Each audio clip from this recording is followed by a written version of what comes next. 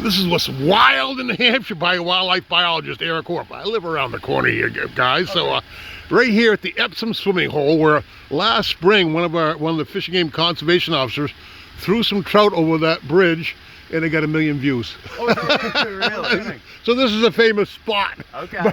But when I spotted the daily dippers, I've heard about this on the town website. Tell me about your daily dipping. Well, first of all, who are you and where do you live?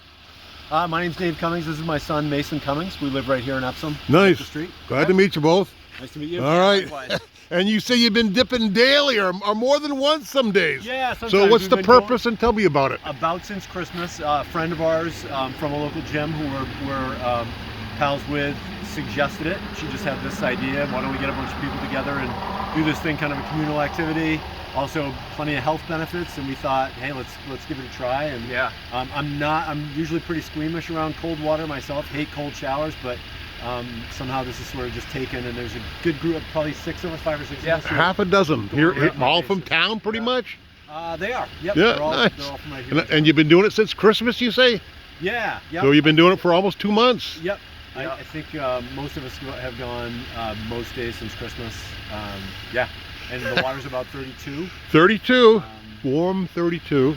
Yeah. And we don't have the ice this winter. I live overlooking the river just downstream a half a mile here.